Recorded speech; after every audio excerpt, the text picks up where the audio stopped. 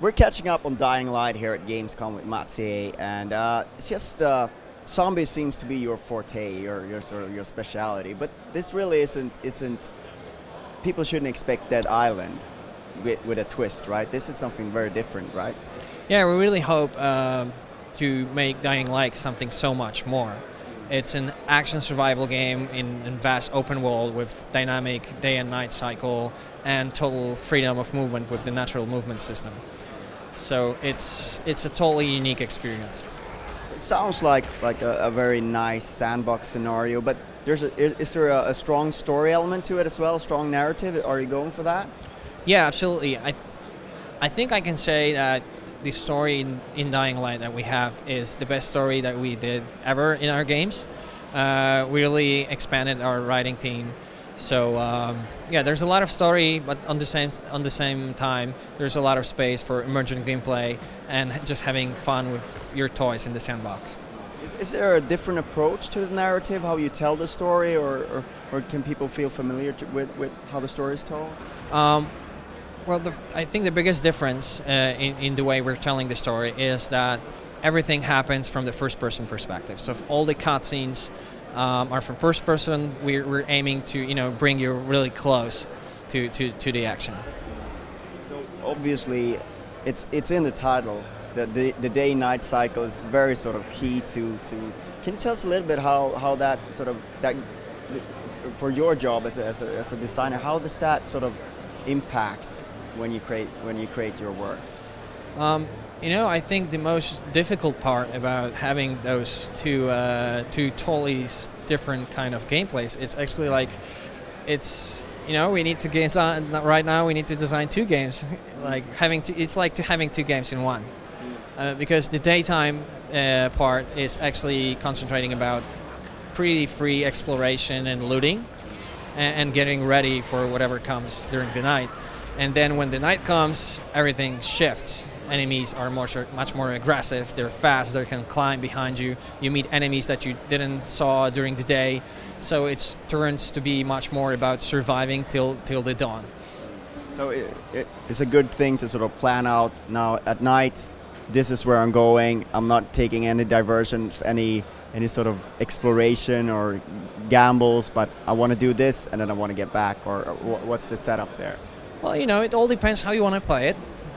If you want to wander into the night, which of course is really dangerous, but you can do it. And actually there's a lot of quests and other things to do during the night.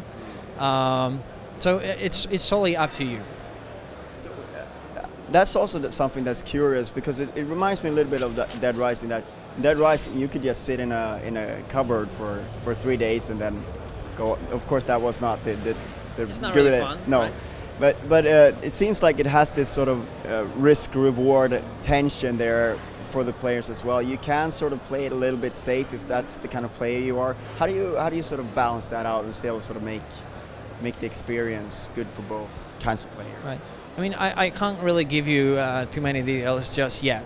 But you might be sure that there's enough of freedom for you to, if you want to play it safe, you can do it safe. You can pick your fights, get ready, get prepared. Or if you want to just, run head straight into enemies and fight them and get your ass kicked, sure, you can do that. If you got prepared, if you have the good weapons, you crafted your stuff really well, yeah, you can do that too. So speaking of that, I think one of the things that struck me with Dead Island when they first was announced was like, oh, first-person melee that's difficult. That's a hard thing to do. Now you've done 2 of those games, and this one you sort of add the movement, which sort of makes it even more difficult. How has that been, sort of evolving that first-person melee into what's in Dying Light? I think you're asking about two topics, right? First is the combat, and then is the movement.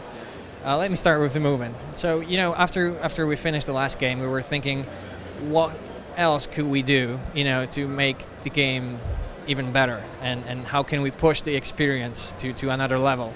And so we came up with the idea, it would be so cool if you could just, pick your own way and just traverse through the world how you want to do it without any restrictions. And so we started prototyping that, and as soon as we had a playable version, we started playing it. It was like so cool that it was like, yeah, like this is jackpot. And as for combat, we actually trying to push that further too. So there's really, you can feel the difference with different kind of weapon you're using. There are different type of attacks that you can do, a lot of special abilities. So we give you much more toys that you can play with. Sounds good. So, speaking of toys, obviously it's coming out on NextGen. What does that afford you, and sort of what does that change? Because you're both NextGen and current gen, right? Yes. Yeah, the game is coming for the old generation, so 360 PS3, and NextGen PS4, Xbox One, and PC, of course. So what's the extra use there? Where does the extra power go? Well, improved graphics would be one of them, but I think one of the most important things is the game is huge. I mean, it's the biggest game we ever made, and we really had to push our technology to make that happen. So, is it going to be a larger experience on next gen, or what? Where does the current gen sort of something has to give, right? Right. I mean, the game is. Don't get me wrong. The game is huge. The game is much bigger than the previous one, and it's the same size for everybody. So you're not going to lose anything if you play on the old console. On the other hand, there's a bunch of really cool stuff that we're preparing for the next gen, but I just can't give you any details just yet. So this feels like it's more of a personal game, but is there any multiplayer plan for it as well? Yeah, you can have a 4-player co-op. Because that's sort of your DNA, right, to have that. But it still feels like it's a little bit, the tone is a little bit more personal and sort of less of that sort of action RPG co-op thing that you had going in Dead Island. Or will that actually be there once you play it, those kind of mechanics? I mean, the first part, the co-op thing, it's just like with drinking beer. You can drink it by yourself, and it's awesome.